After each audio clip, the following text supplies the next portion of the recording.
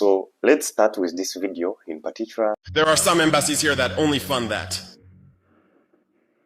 Go to their embassies with a scientific or technological project or an invention you want to develop that they're not interested in. If you agree, they'll take you to their country. You go do it over there. But if it's to do it here, they'll never fund you.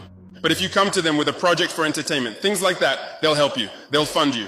And then they'll go out and say it's to promote Burkinabe culture. Guys, we don't want that. We want technology first. We want technology first. Culture is ours. We'll fund our own culture and we'll find every way to do it. So we're not asking anyone to come and fund Burkinabe culture. That's something that's intrinsic to us. It's fundamental. We'll do it ourselves. We're not even asking anyone for help to do that. Here Traore he pointed out about embassies. Foreign embassies that are operating on Burkinabe soil. These are embassies, instead of supporting local technologies or local people who want to innovate or people who want to invent something new, they just want that those people should go to Europe or America to invent those inventions in those countries. Then they import that invention in Burkina Faso. Yet it has been invented by a Burkinabe. So you see how serious this issue is. This is how America gained its prominence on the world stage. It opened its borders to all new inventors. The people across the world came and flocked to America. This is how America managed to achieve its dream of being the global epicenter of technology. Because different people, different inventors from different countries all flocked to America and they brought those inventions into reality through support by the government. And now America is the superpower. All those things were invented by Africans, Asians, you see. So this is how Captain Ibrahim Traoré was accusing. Instead of them sponsoring something that is that is important to the government or to the well-being of the society in Burkina Faso, they just want to sponsor culture. They say that Burkinabes, we are promoting Burkinabe culture. You know, that is all sluggish. And that's why Captain Ibrahim Traoré was so critical and very serious on that issue. It does not match the Burkinabe lens of making their country great. Traoré actually, I've not dropped that clip here, but he put a reasonable amount of money for any person who is an inventor. And that person will receive government funding, he will receive tax-free, and he will get recognition by the government and celebrated as a national hero. This is how good leadership always does to the citizens. But you find in Cameroon, Paul Biya, a 92-year-old person who even doesn't know his name, is running for another term in Cameroon, and the Electoral Commission is saying that he won. Yeah. You find that those kind of people, he has never done anything to his country. Cameroon is one of the poorest countries in Africa. But this guy has been in that country for more than 40 years. So what do we learn from this? What do we learn? What do we get from this? Yeah. So let's move on. So moving on to the next level, we have people, our brothers and sisters who are crossing the oceans to go to Europe for work. These people suffer a lot, guys. The people suffer a lot. It's not that they are leaving their continent to go and work for Europe, to work for Europeans, but because the life in Africa is very difficult. And the people in question, most of them are from West Africa. The countries of Burkina Faso, Mali, Niger, Nigeria, Ghana, Benin, those countries in West Africa. So these people use North African countries like Libya to access the sea and go via indirect means. And then they go to Europe. So this is the kind of situation. Now, you see this video? This video was filmed in Libya. All those are waiting for their time to go. They are loaded like luggage on boats, small boats like this. That's why many of them have lost lives crossing those oceans, those big oceans, to go to Europe for a single penny. And actually, I blame the leadership of these countries.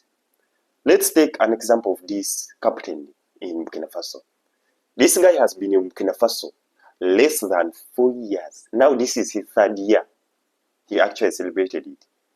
But what the guy has done is almost double what the democratic regimes in Africa have done for more than 40 years that they have been in power.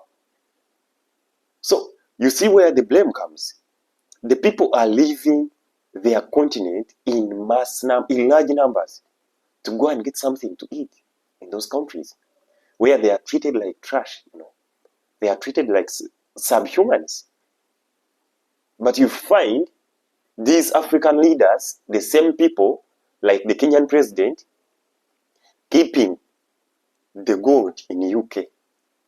This is what I'm telling you. The Kenyan president now struck a deal with UK to keep their gold reserves in the Bank of UK. But we have seen what the Westerners have done for all countries that they try to undermine.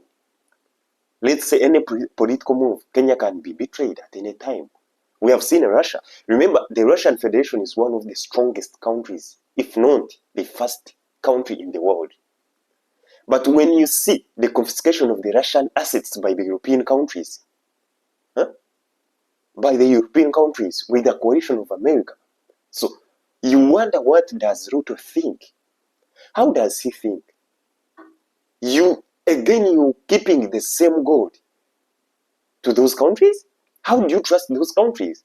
Yet they have shown the highest level of betrayal in the whole decade. So you wonder, these kind of people, our leaders actually. So you know what we call Operation Barkhane?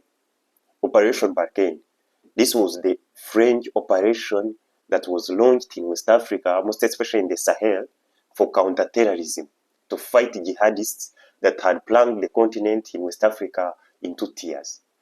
So this Operation Barkhane, the French specialists trained the local soldiers. But when you see the way they were training the local soldiers, my friend, you wonder which kind of people are these whites. Can you imagine training people with only sticks? Those are soldiers? The soldiers who are going to face jihadists, who are well equipped, well armed, very trained, with even the highest amount of experts. You train them with sticks? Can you imagine? Really, were these people really so good to Africans? Or they just wanted that war to continue because it was a project where they benefited? You know how much the French were paid per day? The French were paid a lot of money to safeguard those countries. But nevertheless, when the military leaders, the independent military leaders of the Sahel, Colonel Assimi Goïta, General Abdurrahman Chiani, and Captain Ibrahim Traoré took power and took control of their countries, they turned the tables. The guy who was laughing, as you see him on the screen, now changed. Actually, the first statements he said that there will not be any existence of either Burkina Faso, Mali, or Niger, because the jihadists are going to take control. So this is the 3rd year. We have not seen anything. We just had military threats, invasion threats from the ECOWAS members. We saw them, even the Europeans sanctioning these countries. How can you sanction the countries that are trying to liberate themselves from this kind of barbarism that has been imposed on them? That is an imported war by them. So you find those kind of people with that kind of statements. But today, they are the ones that are seeking. They are trying to get ways to cooperate with the AES states. You saw France. France actually first suspended all its operations in the Sahel, citing security threats. After, when it came back, then Captain Ibrahim Traoré was very clear on this point. He said that you announced that Burkina Faso is a red zone. Okay, the same news or the same media where you uttered out those words, use it to say that today Burkina Faso is a green zone. Can you? So they were shy, and actually they couldn't do it because they are very proud, they are prideness, you know. So they left. And other countries came, other companies. Now we have the Turkish, we have the Chinese, we have everyone. So they were replaced very fast because there is a lot of competition, to be honest with you. And let me tell you one thing. Europeans need Africans more than Africans need them. Because whatever they use is from Africa. Whatever the resource they have is from Africa. Even the nuclear powers, the nuclear power plants they use is from Africa. They get all those raw materials from Africa. And when I talk about France, actually France is like dying. The country which is dying with 3 trillion euro debt. 3 trillion euro debt. This is wonderful. This is because the African countries chased it. They said no to France, no to exploitation. So now France is struggling to recover from that. And I think it is going to sink more and more. Unless the World Bank says that let's forgive France because it cannot pay it back. Yeah. So this is the kind of situation we have in Africa today. And you see they were choosing these military leaders. How? Actually today I saw even some packages the Europeans were sanctioning more. They sanctioned Russia, you know. But I always get laugh, you know, I always laugh when I see this kind of leadership that is in EU.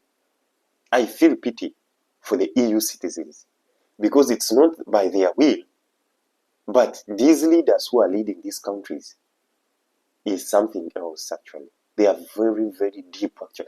I don't know how I can describe them, but they are totally different from reality. When you see reality versus their rhetoric, it is totally different. So let's pray for the European people to recover from this kind of leadership. Yeah. Thank you for being with us. This is Ice Frank, your boy. I sign out.